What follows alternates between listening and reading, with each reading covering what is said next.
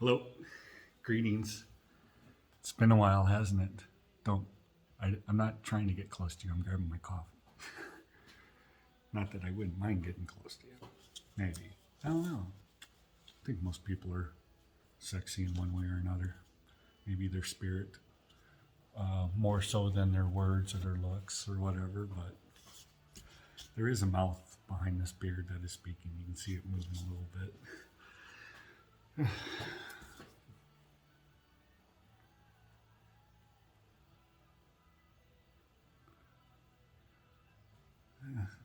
Something needs to be said. I even got to shut Melon Camp off for this. Turn it down, please.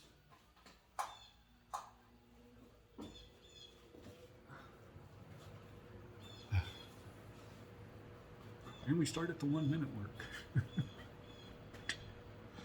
1 minute of prep. How much time do you spend on your videos? I spend about a minute of prep.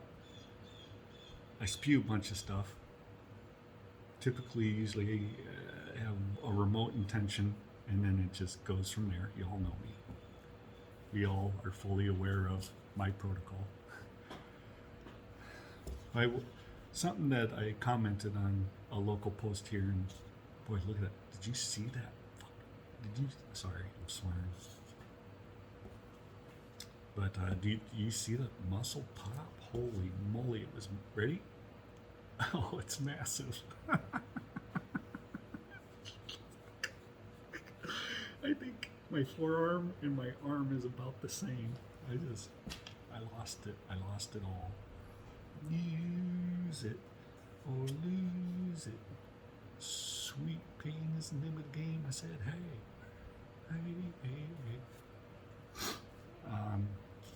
But I wanted to talk about the church. I want to talk about church. I want to talk about Sunday church goers, and that I love each and every one of you. But I want you to also know something, that if you are burdening yourself with coming closer to Jesus and understanding what He is expecting, 2, 3, 4, 5, what Jesus is expecting out of you, what He's the Bible is a series of stories and passages and thoughts, ideas, feelings, emotions on paper. It's a guide, and the guide is to be good and not to be bad. Very simple concept. Good, evil, like when we're watching cartoons, the devil version of the cat and the God version of the cat trying to tell the cat what to do. Kind of get programmed into this as a kid. We learn stuff through cartoons, and those cartoons, there's additional messages in them, and it's like what I would like to get to here, 333. What I would like to get down to here is that if you attend church on Sunday, you don't necessarily get credit for that, but what you do get is the acknowledgement that you attended. And that's a very important thing to consider. It changes your whole perspective. That if you want credit, you need to live it until the next time church reconvenes 7 days later.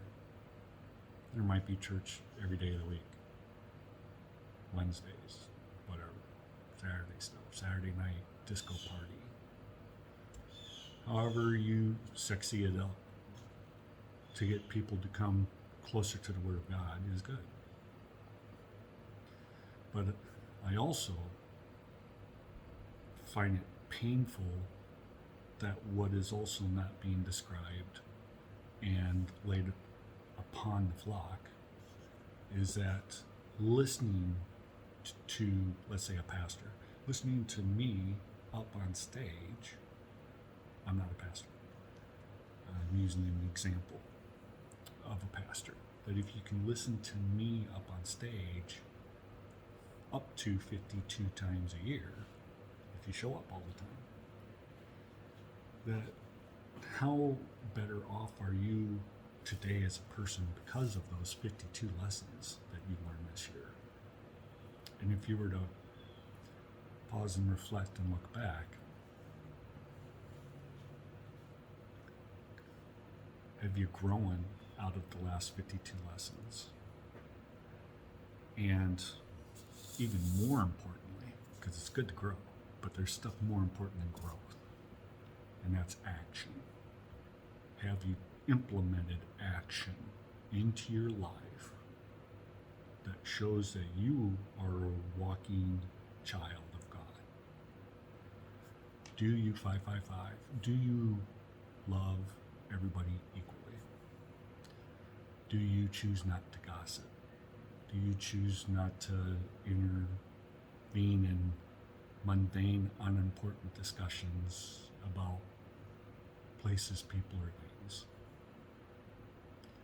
Do you realize that that is a way to occupy space and time?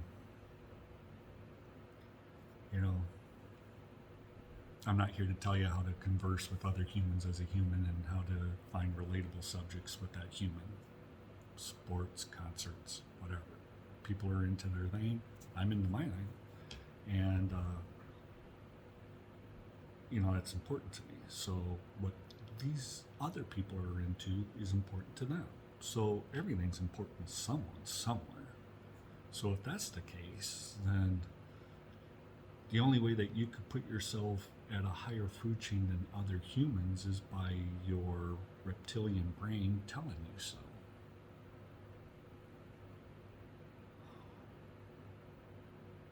It's like the brain and the heart had a conversation, and I'm probably going to mess this up, but because I'll start it the wrong way. The heart said, I'm the most important part of the human body. The brain said, who told you? I love it.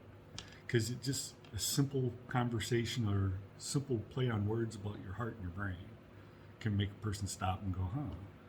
Then what is 52 lessons of church done for you?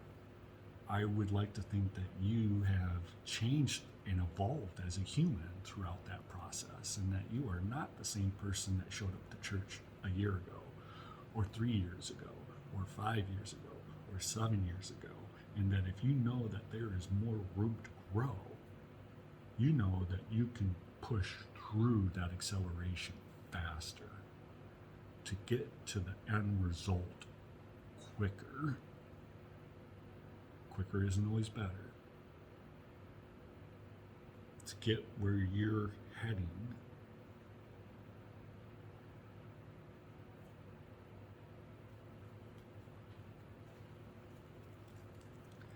at an accelerated rate of speed.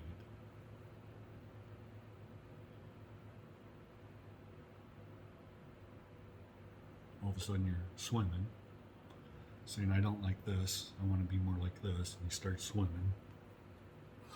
And you start swimming faster, and you're like, holy crap, you're just like, I gotta get out of here. I gotta get there. I realize it now. Sitting in church on Sunday is not good enough. I realize I have to be the change. I have to be willing to be the change.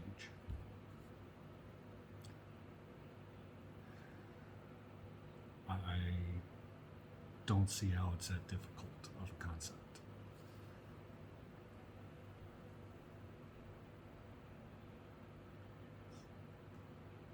You get acknowledged for showing up. You don't get credit for it. There's no credit given for existing. You get credit for doing.